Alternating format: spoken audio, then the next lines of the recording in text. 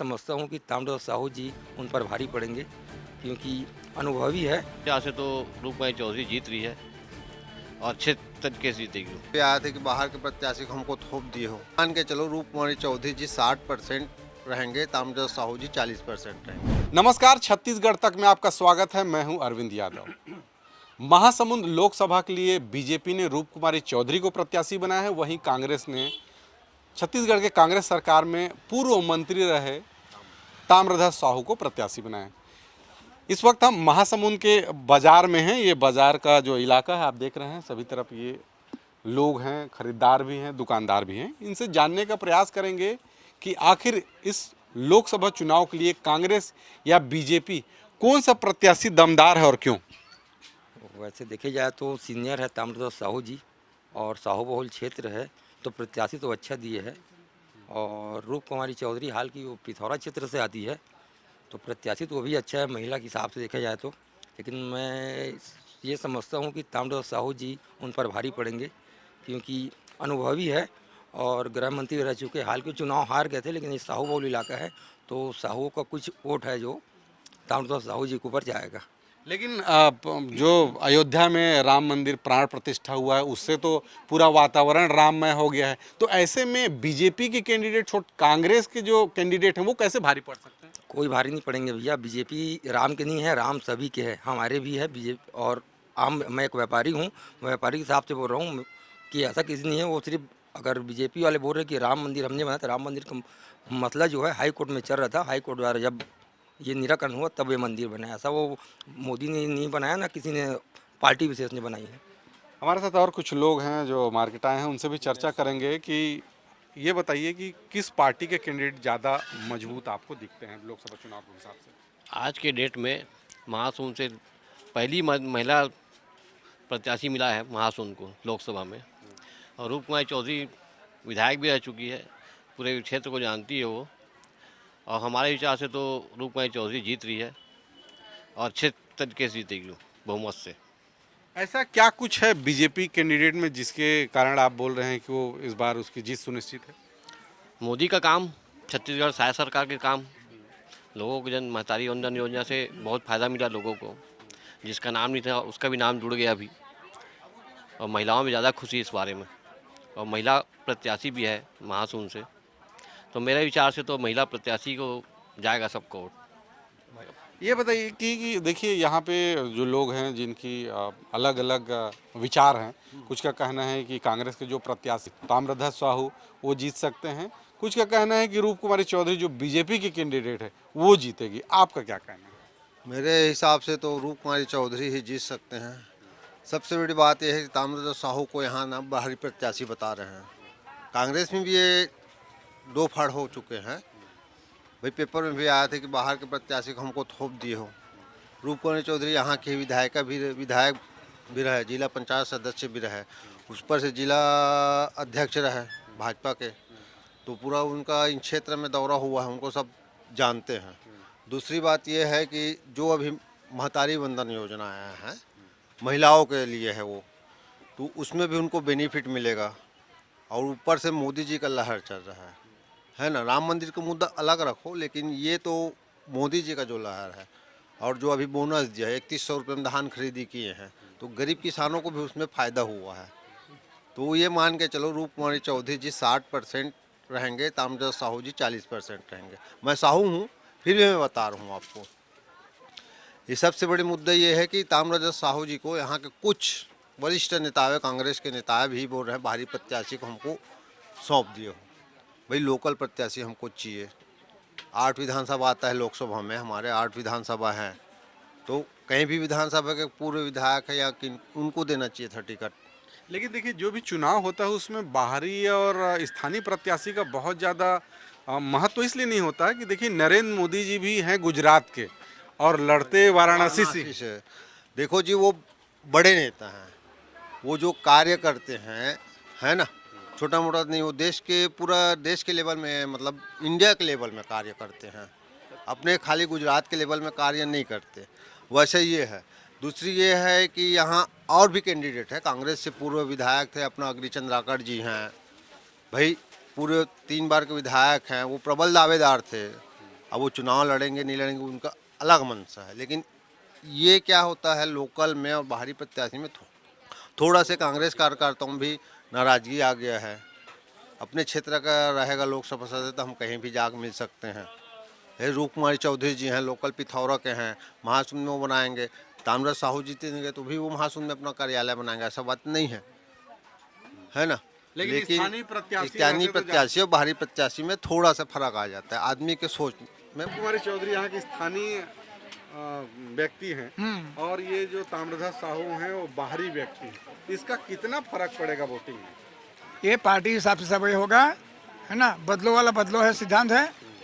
लेकिन अपन तो ताम्रध्वज साहू है, पूरा सपोर्ट है, सपोर्ट रहेगा कांग्रेस का। अपन भाजपा वाले लेकिन सपोर्ट रहेगा उसकी तरफ। अच्छा, आप भाजपा के हैं लेकिन वोट कांग्रेस को देंगे? हाँ, तो फिर भाजपा वाले कैसे हुए? और देखेंगे उसको, लेकिन हम कांग्रेस को सपोर्ट करेंगे, खुल के प्रचार करते हैं अपन तो। नहीं, लेकिन आप अभी आप बता रहे हैं कि आप भाजपा के हैं और कांग्रेस को वोट देंगे, ये क्या बात है? अभी देखो, अभी यहाँ ये हुआ है ना, 8 विधानसभा का ये चुनीलाल साहू है। अभी कोई प्रोग्राम है यहाँ साहू, अरे सामूहिक विवाह वाला है ना, जबकि पहले बार हुआ यहाँ, पहले यही सामाजिक एम हुआ है। अब उसको छोड़ के उसका नाम काट दिया, बाद में उसको किसी के गाइडेंस के माध्यम से उसको नाम दे रहे हैं।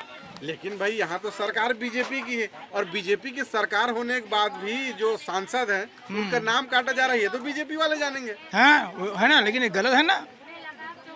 चलिए आप बताइए, देखिए इस बार कांग्रेस और भाजपा ने दोनों ने अपने अपने प्रत्याशी घोषित कर दिया है। रूप कुमारी चौधरी को भाजपा ने अपना प्रत्याशी बनाया है, तो ताम्रध्वज साहू को कांग्रेस ने अपना प्रत्याशी बनाया है। कौन पार्टी और कौन प्रत्याशी ज़्यादा दमदार दिखता है जो लोकसभा चुनाव जीत सकेगा? मेरे ख्याल से मोदी है तो मुमकिन है। और एक साहू कास्ट का भी लड़का हूँ, साहू प्रत्याशी होते हुए भी, साहू वोटर होते हुए भी मैं मोदी को ही जितवाऊंगा। मोदी है तो मुमकिन है। तो मोदी जी ने ऐसा क्या कुछ काम किया है जो आप मोदी जी को जितवाना चाह रहे हैं? मोदी ने बहुत सारा काम कराया है, महतारी वंदना योजना, और किसानों के लिए अभी 3100 रुपया किया है। ऐसा बहुत सारा है उसका योजना इसको, और मोदी के सरकार से हम खुश भी हैं, इसलिए हम मोदी है तो मुमकिन है उसी को जितवाएंगे। साहू वोटर होते हुए भी हम भाजपा को देंगे, रूप कुमारी चौधरी को ही वोट देंगे। प्रत्याशी ज़्यादा दमदार है जो चुनाव जीत सकता है, आपको क्या लगता है? मेरे को तो ताम्रध्वज साहू लग रहे। कैसे में? वो पुराने यानी दुर्ग से खड़े हुए थे और पुराने सांसद है, और अभी इसके पहले सरकार में मंत्री थे, तो उनकी पकड़ ज़्यादा है। और ये रूप कुमारी चौधरी जी तो जिला अध्यक्ष थी महासमुंद की, विधायक भी थी। हाँ, मगर इनकी पकड़ ज़्यादा है ना। लेकिन वो तो स्थानीय प्रत्याशी हैं रूप कुमारी चौधरी, और जो ताम्रध्वज साहू हैं वो बाहरी प्रत्याशी हैं, इसका भी बड़ा असर पड़ता है चुनाव में। हाँ, ये तो पड़ता है, तो फिर कैसे जीत पाएंगे? मगर वो उनकी पुरानी छवि ने जी, मंत्री थे छत्तीसगढ़ के ताम्रध्वज साहू जी, और अभी सरकार गई, अभी 3 महीना हुआ, 2 महीना हुआ, 3 महीना हुआ कांग्रेस की सरकार जो गई है। लेकिन मोदी सरकार ने तो बहुत कुछ काम किया, किसानों के लिए भी काम किया है, महिलाओं के लिए महतारी वंदन योजना पे काम किया है। बस बांट रही तो है सर मोदी सरकार। महंगाई कितनी बढ़ गई है, लोग आज परेशान है, हम खुद परेशान हैं, धंधा वाले परेशान है। आगे से पैसा आने से सब हमारा ही पैसा तो दे रही सरकार। हाँ, मोदी सरकार ने तो प्राण प्रतिष्ठा अयोध्या में राम मंदिर का किया है, तो इसका कुछ असर नहीं दिखता? नहीं, इसका क्या असर है जी? मंदिर बनने से कोई हमको थोड़ी रोजगार मिल जाएगा?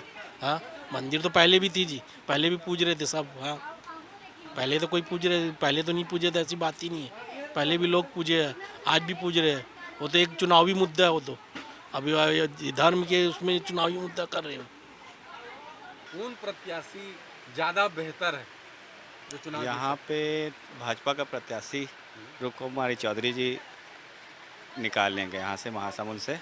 और भाजपा का भी अभी जोर है, जिस हिसाब से काम कर रहे हैं भाजपा आगे भी 2024 से 2030 तक, 2047 तक जो मोदी जी का प्लान है वहाँ तक उसको कोई नहीं रोक सकता। नहीं, तो रूप कुमारी चौधरी में से क्या कुछ खासियत है जो चुनाव निकाल सकती है? आप दावे कर रहे हैं चुनाव निकाल सकते हैं? रूप कुमारी चौधरी जी जो है शुरू से ही राजनीति में जुड़े हुए हैं, जहाँ से वो रहती है वहाँ से उसके कार्यकाल में देखा गया है कि उसके बहुत ज़्यादा ही प्रोग्रेस हुआ है वहाँ। लेकिन ताम्रध्वज साहू छत्तीसगढ़ सरकार में मंत्री रहे, दुर्ग के वो पूर्व सांसद रहे, तो उनका भी कार्यकाल तो बहुत अच्छा रहा है। यहाँ तक देखा जाए तो उनका भी कार्यकाल बहुत अच्छा रहा है, लेकिन जिस हिसाब से भाजपा के कार्यकाल वहाँ तक झुकाव हो रहा है सबका। तो क्या माना जाए कौन चुनाव जीत सकते हैं? अब वो तो रिज़ल्ट आने के बाद, लेकिन मेरे हिसाब से जो पर्सनली सुझाव है और मेरा मानना है कि भाजपा यहाँ से निकाल रही है। रूप कुमारी चौधरी क्यों? मोदी जी के नाम से है और फिर लोकल है हमारे, है ना, महासमुंद क्षेत्र के हैं। और साहू जी तो बाहर से हैं, दुर्ग क्षेत्र शायद, है ना। तो इस बार जो वोटिंग होगी आपके हिसाब से वो मोदी के चेहरे पे होगी कि प्रत्याशी के चेहरे पे होगी? मोदी जी के चेहरे पे होगी। प्रत्याशी कोई भी रहे प्रत्याशी कोई भी रहे तो बीजेपी ही जीतेगी। बीजेपी ही जीत। क्या कारण है उसका? क्या ऐसा बीजेपी ने किया है तो आप लोग मानते हैं कि बीजेपी जीतेगी? बीजेपी के रहने से हमारा बहुत कुछ अच्छा हुआ है। जैसे हिंदुस्तान के लिए तो देश विदेश में भी नाम हुआ है, हमारे देश में भी बहुत सारा काम हुआ है। मोदी जी के रहते तो महिलाओं के लिए हुआ है, किसानों के लिए हुआ है, सबके लिए अच्छा किया है वो। और जो भी कर रहे हैं बहुत ही अच्छा कर रहे हैं। अच्छा, तो मोदी जी का मैजिक है। हाँ, मोदी जी का मैजिक है। इससे प्रत्याशी कोई भी रहे, प्रत्याशी कोई भी रहेगा मोदी जी के नाम से जाएगा। अच्छा, जीत किसकी होगी? बीजेपी की होगी। महासमुंद लोकसभा में कौन प्रत्याशी ज़्यादा दमदार दिखता है? ज़्यादा रूप कुमार चौधरी। क्यों, क्या खासियत? बीजेपी का कार्यकाल अच्छा रहा है शुरू से। बीजेपी के कार्यकाल में हर चीज़ व्यवस्था ठीक ठाक रही है। कोरोना काल में भी हमने देखा कि मोदी सरकार ने बहुत अच्छा काम किया, जिस हिसाब से काम करना चाहिए था केंद्र सरकार को। तो अधिकतर लोगों की मानसिकता तो ये है कि मोदी को देख के चुनाव जीता जाएगा। प्रत्याशी कोई भी रहे, प्रत्याशी का उद्देश्य ऐसा है कि प्रत्याशी का भी एक महत्व रहता है, पर 60 और 40% का रेशो रहता है। तो दोनों अगर 60 और 40% मिलता है तो 80% चार्जेस बीजेपी के बन जाते पर ताम्रध्वज साहू भी तो सीनियर लीडर हैं और कांग्रेस के सरकार में मंत्री भी रहे हैं। हैं, जरूर रहे हैं। और साहू बाहुल्य 5 विधानसभा क्षेत्र भी है।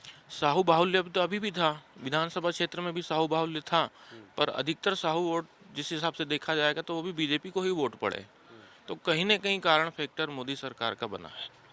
और कहीं न कहीं आगे चल के भी आगे हर किसी को यही उम्मीद है कि जिस प्रकार से हमारा अभी देश लीड कर रहा है हर तरफ से, तो मोदी सरकार को लाने का कि हमारा देश नंबर 1 पे आ जाए।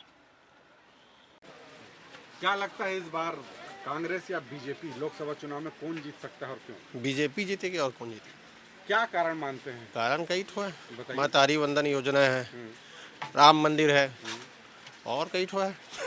तो इस बार ये बताइए कि जो चुनाव होगा वो मोदी के चेहरे पर होगा कि प्रत्याशी को देखकर लोग वोट देंगे? नहीं, मोदी के चेहरे पर ही होगा। प्रत्याशी कोई भी रहे प्रत्याशी कोई भी रहे वो जीत सकता है। 100%। मतलब रूप कुमारी चौधरी को दिए तो रूप कुमारी चौधरी जीत सकते हैं। हाँ, जीत जाएगी। हमारे साथ और कुछ लोग हैं, उनसे जानने का प्रयास करेंगे कि इस बार महासमुंद लोकसभा की बात करें तो जी। कौन ज्यादा दमदार प्रत्याशी दिखता है, कांग्रेस का कि बीजेपी का? मेरे ख्याल से बीजेपी को नहीं आना चाहिए। क्यों? कांग्रेस ही दमदार है। तो क्या कुछ ऐसा खास बात दिखता है आपको ताम्रध्वज साहू में जो चुनाव जीत सकते हैं? नहीं तो रूप कुमारी चौधरी में भी क्या खास बात है? वो स्थानीय प्रत्याशी? नहीं, ऐसा कुछ नहीं है। बताइए। अब देखिए जनता किसको वोट देती है। लेकिन आपको क्या लगता है कौन दमदार है? दमदार तो कांग्रेस ही दिख रही है अभी। ये थे महासमुंद लोकसभा की जनता। कुछ का मानना है कि यहाँ बीजेपी के प्रत्याशी ज़्यादा दमदार हैं और कुछ लोग का कहना है कि कांग्रेस के प्रत्याशी सीनियर लीडर हैं और वो चुनाव जीत सकते हैं। लेकिन ये तो वक्त ही बताएगा कि जनता किसे जीत का आशीर्वाद देती है। महासमुंद से कैमरा पर्सन दयानंद के साथ अरविंद यादव, छत्तीसगढ़ तक।